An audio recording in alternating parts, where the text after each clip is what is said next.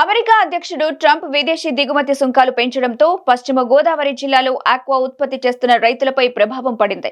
ఉమ్మడి పశ్చిమ గోదావరి జిల్లాకు సంబంధించి ఆక్వా ఉత్పత్తుల్లో రొయ్యలుండటం, ఈ ఉత్పత్తులన్నీ అమెరికాకి ఎక్కువగా ఎగుమతి అవుతుండటంతో నిన్న ఒక్కరోజే కేజీ రొయ్యలకు ₹40 రేటు తగ్గింది. దీంతో రైతులు ఆందోళన చెందుతున్నారు. దీనిపై మరింత సమాచారాన్ని మా కరెస్పాండెంట్ చైతన్య అందిస్తారు. రైతు ఉత్పత్తులకు సంబంధించి అమెరికా అధ్యక్షుడు ట్రంప్ అయితే దిగుమతి సుంకాన్ని పెంపుదల చేశారు. దీనికి సంబంధించి ఉమ్మడి పశ్చిమ గోదావరి జిల్లా వ్యాప్తంగా కూడా రైతులందరూ కూడా ఆందోళన చెందే పరిస్థితుంది. ప్రస్తుతం మనతో పాటు రైతు సంఘం రాష్ట్ర కార్యదర్శి అయితే ఉన్నారు. వారిని తెలుసుకుందాం.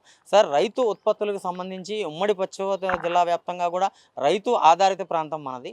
దీని మీద దిగుమతి సుంకాన్ని అయితే ట్రంప్ ఈ మధ్య పెంపుదల చేసిన పరిస్థితుంది. దీని మీద ఎలా అంటారు? రైతులు ఎలా ఆందోళన చెందుతున్నారు? ఈరోజు అమెరికా అధ్యక్షుడు ట్రంప్ తీసుకున్న నిర్ణయం వల్ల భారతదేశ వ్యవసాయ రంగం తీవ్రంగా నష్టపోయే పరిస్థితున్నది. రైతులు నష్టాల్లో కూరుకుపోయే పరిస్థితున్నది. ప్రధానంగా ఆంధ్రప్రదేశ్లో మన ఉమ్మడి పశ్చిమ గోదావరి జిల్లాలో ఆక్వా మరింత దారుణంగా దెబ్బతినే పరిస్థితి కనబడతా ఉన్నది. ఎప్పటికే రొయ్యల ధరలు తగ్గిపోయి రొయ్యల రైతులు విలువలాడుతూ ఉన్నారు. ఒక రకంగా చెప్పాలంటే గత అనేక సంవత్సరాల నుంచి ఆక్వా సంక్షోభంలో ఉన్నది. రెండోది, ఫీడ్ ధరలు విపరీతంగా పెరిగిపోయినాయి. సీడ్ కూడా నాణ్యమైన సీడ్ రావడం లేదు. మరి ఈ పరిస్థితుల్లో ఇవాళ ఆక్వా సంక్షోభం నుండి రైతు ఇబ్బంది పడుతున్న నేపథ్యంలో అంటే ఒక కిలో రొయ్యలు ఉత్పత్తి కావాలంటే దాదాపు ₹240, ₹250 పైగా ఖర్చు అవుతూ ఉంది. మరి ఇవాళ 100 కౌంటు రొయ్యలకి ఇవాళ మార్కెట్లో ₹240 వస్తూ ఉన్నాయి. అదేవిధంగా ఇతర కౌంట్లు కూడా రేట్లు కూడా బాగా తగ్గిపోయిన పరిస్థితి కనబడతా ఉంది. అంటే ప్రధానంగా మనం ఈ ప్రాంతం నుంచి అమెరికాకి, చైనాకి, యూరోప్ దేశాలకి రొయ్యలు ఎగుమతి చేస్తూ ఉన్నాం. దాదాపు ₹18,000 కోట్ల విలువైన రొయ్యలు ఎగుమతి జరుగుతూ ఉన్నది. అయితే ఈరోజు చూస్తూ ఉంటే ట్రంప్ తీసుకున్న నిర్ణయం వల్ల అమాంతంగా ఒకేసారి కిలో రొయ్యలకి ₹40 ధర పడిపోయిన పరిస్థితి కనబడతా ఉంది. ₹10 తగ్గితేనే విలువలాడిపోయే రైతు ఒకేసారి ₹40 తగ్గిపోవడంతో భారీగా రొయ్యల రైతులకు నష్టాలు వచ్చే పరిస్థితి కనబడతా ఉంది. ఒకవైపు ఏమో ఫీడ్ ధరలు పెరగడం, రెండో వైపు నాణ్యమైన సీడ్ రాకపోవడం, అట్లాగే తెగుళ్ళు విపరీతంగా రావడం, వైరస్ లాంటివి అన్నీ కూడా విజృంభించడం, దీనివల్ల కూడా దిగుబడులు కూడా తగ్గిపోవడంతో పెట్టుబడులు కూడా రాని పరిస్థితుల్లో రొయ్యల రైతులు ఇబ్బంది పడతా ఉంటే కనీసం లీజులకు కూడా డబ్బులు రాని పరిస్థితుల్లో మొత్తం చెరువులు వదిలేసి బయటకు వెళ్ళిపోతున్న పరిస్థితుల్లో ఈ ట్రంప్ తీసుకున్న నిర్ణయం ఒక పిడుగు లాంటి నిర్ణయంగా ఇవాళ ఉన్నది. దీనివల్ల మొత్తం రొయ్యల రైతులు విలువలాడుతూ ఉన్నారు. కాబట్టి ఈ ఆక్వా ఉత్పత్తుల మీద ఇది చాలా తీవ్రమైన ప్రభావం కనిపిస్తూ ఉన్నది. కాబట్టి ఇవాళ ఇప్పటికే మన ఎగుమతుల మీద కొద్దిగా అమెరికా సుంకాలు ఉన్నాయి. అవన్నీ కలుపుకుంటే దాదాపు 27% ఇప్పుడు పెంచారు. మొత్తం కలుపుకుంటే దాదాపు 35% పైగా మన దిగుమతి సుంకం అవుతూ ఉన్నది. దీనివల్ల ఇక్కడ ఉన్న రైతులు నష్టపోయే పరిస్థితి ఉన్నది. ఇది సాగ్గా చూపించి ఇక్కడ కొనుగోలుదారులు ఎవరైతే ఉన్నారో వాళ్ళందరూ కూడా సిండికేట్గా మారిపోయి ఇవాళ రొయ్యల ధరలు భారీగా తగ్గించేసిన పరిస్థితి కనబడతా ఉంది. దీనివల్ల మొత్తం రొయ్యల రైతులందరూ కూడా నష్టపోతూ ఉన్నారు.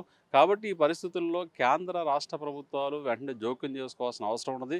గడిచిన 10 ఏళ్ల కాలంలో కార్పొరేట్లకి దాదాపు ₹20 లక్షల కోట్ల రుణాలు మాఫీ చేశారు, రైటప్ల పేరుతోటి, ఇతర బెయిలౌట్స్ పేరుతోటి. మరి అదే పద్ధతుల్లో ఇవాళ నష్టపోతున్న రైతుల్ని మరి ట్రంప్ తీసుకున్న నిర్ణయాన్ని ఉపసంహరించుకోమని చెప్పేసి గట్టిగా మనం డిమాండ్ చేయాల్సిన అవసరం ఉంది. రెండోది, ఈ లోపుగా నష్టపోతున్న రైతాంగాన్ని ఎంతో కొంత ఆర్థికంగా ఆదుకోవాల్సిన అవసరం కూడా ఆ బాధ్యత. ఎందుకంటే విదేశీ మార్గద్రవ్యానికి నిల్వలని కాపాడుతున్నది. రెండోది, ప్రభుత్వాలకు ఆదాయాలు వస్తూ ఉన్న రంగంగా ఉన్నది. కాబట్టి ఈ పరిస్థితుల్లో రొయ్యల రైతులను ఆదుకునే దానికోసం కూడా ప్రభుత్వం చర్యలు తీసుకోవాలి.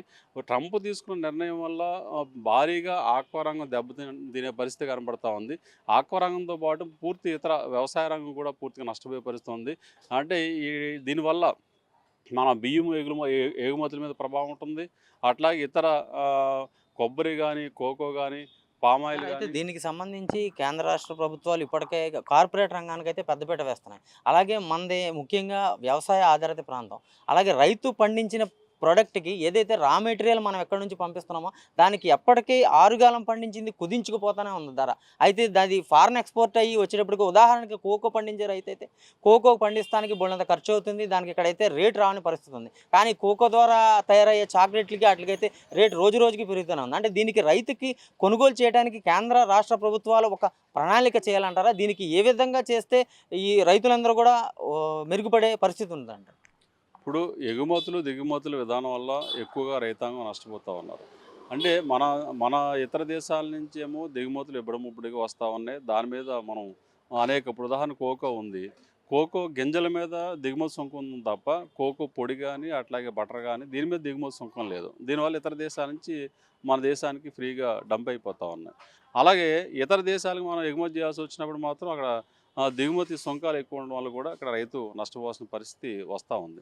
అంటే రైతు పెట్టిన పెట్టుబడి రావాలంటే స్వామినాథన్ కమిషన్ చెప్పినట్టు రైతు ఎంతైతే పెట్టుబడి పెట్టాడో ఆ పెట్టుబడికి అదనంగా 50% కలిపి ధర నిర్ణయిస్తేనే రైతు కాస్త నష్టాలు రాకుండా రైతు నిలబడడానికి కాస్త లాభసాటి వ్యవసాయంగా మారడానికి అవకాశం ఉంటుంది. అంటే అంటే ప్రధానంగా ప్రభుత్వాలు ఏం చెప్తున్నాయంటే అంతర్జాతీయ మార్కెట్ని చూసి లేకపోతే ఇక్కడ రైతులు అయ్యే ఖర్చులు పూర్తిగా లెక్కించకుండా ధరలు నిర్ణయించడం, దీనివల్ల కూడా రైతు నష్టపోతూ ఉన్నాడు. అయితే రైతు ఇంత భారీగా నష్టపోతూ ఉంటే ఆ రైతును ఆదుకునే దానికోసం ఎటువంటి చర్యలు ఉండట్లేదు. విపరీతంగా ఎరువుల ధరలు విపరీతంగా పెంచారు, పురుగు మందుల ధరలు పెరిగినాయి, అట్లాగే ఇతర ఉపకరణాల ధరలు విపరీతంగా పెంచారు, జిఎస్టీ పేరుతో ఇంకో పేరుతో కూడా పెంచారు. కానీ ఇవన్నీ కూడా విపరీతంగా ఖర్చులు పెరిగిపోతూ ఉన్నాయి. కానీ ఆదాయం చూస్తే ఆ మేరకు రైతుకి ఆదాయం వచ్చే పరిస్థితి కనబడట్లా. అంటే రైతు కష్టపడి పంట పండిస్తున్నాడు, ఆ పంట పండించే దాన్ని మార్కెటింగ్ చేసుకోవడానికి రైతు చాలా కష్టపడాల్సిన పరిస్థితి వస్తూ ఉంది. కాబట్టి ప్రభుత్వాలు ఆ రకంగా ప్రోత్సాహాలు అందించకపోతే కనుక రైతు వ్యవసాయం నిలబడే పరిస్థితి లేదు. ట్రంప్ నిర్ణయం వల్ల వాస్తవం చెప్పాలంటే అమెరికా ప్రపంచంలోనే పెద్ద ఆర్థిక వ్యవస్థ కలిగిన దేశం. అది ప్రపంచానికి సహాయం చేయాల్సిన దేశం అది. అంటే ప్రపంచానికి సహాయం చేయకపోగా ప్రపంచాన్ని కబలించాలని, నాశనం చేయాలని చెప్పేసి పద్ధతుల్లో అమెరికా వ్యవహరించడం అంటే ఇంతకంటే దుర్మార్గం ఉంది. కాబట్టి ఒక రకంగా క్యూబా లాంటి చిన్న దేశాలు కరోనా సమయంలో దాదాపు 50 దేశాలకి వైద్య సహాయం అందించినాయి. చిన్న దేశం, కానీ అమెరికా ఒక్క దేశానికి కూడా సహాయం అందించిన పరిస్థితి లేదు. అంటే పైగా ఇవాళ అమెరికా ప్రపంచాన్ని కబలించే పద్ధతుల్లో, దోచుకునే పద్ధతుల్లో తన విధానాలు ఉన్నాయి. ఇది చాలా దుర్మార్గమైంది. కాబట్టి అమెరికన్ సామ్రాజ్యవాదం వైఖరి చాలా దుర్మార్గమైన వైఖరిగా కనబడతా ఉంది. ఇది ఒక రకంగా చెప్పాలంటే ప్రపంచం మీద దాడి చేయడం తప్ప ఇంకోటి కాదని చెప్పేసి కూడా భావిస్తూ ఉన్నాం. ఈ క్రమంలోనే భారతదేశ ప్రభుత్వం కూడా మొత్తం ఈ ట్రంప్ నిర్ణయాలకు వ్యతిరేకంగా మనం పనిచేయాల్సిన అవసరం కూడా ఉంది. ఎందుకంటే ఒక రకంగా చెప్పాలంటే మనం ఒక ట్రంప్ లేకపోతే మన దేశ ప్రధాని మోడీ గారు మంచి మిత్రత్వం ఉందని చెప్తా ఉన్నారు. మరి మిత్రత్వం ఏమైపోయింది?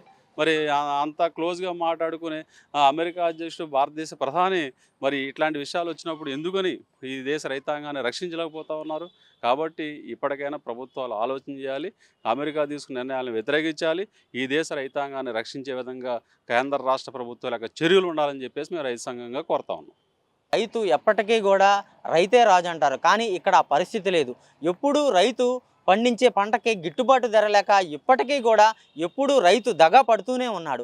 అయితే ఈ మనకి ఏదైతే అమెరికా అధ్యక్షుడు ట్రంప్ నిర్ణయం ఉందో, ట్రంప్ 2.0 నిర్ణయం ఉందో, దాన్ని వెనక్కి తీసుకొని దిగుమతి సుంకాన్ని తగ్గించి భారత్ అలాగే అమెరికాకున్న సత్సంబంధాల మేర ఆ రాష్ట్ర కేంద్ర ప్రభుత్వాలు అమెరికాతో చర్చలు జరిపి ఈ దిగుమతి సుంకాన్ని ఏదైతే ఉందో దాన్ని తగ్గించాలని రైతులందరూ కూడా డిమాండ్ చేసే పరిస్థితి కనబడుతుంది. కెమెరా పర్సన్ రమణతో చైతన్య, మెగా 9 టీవీ, ఏలూరు నుండి.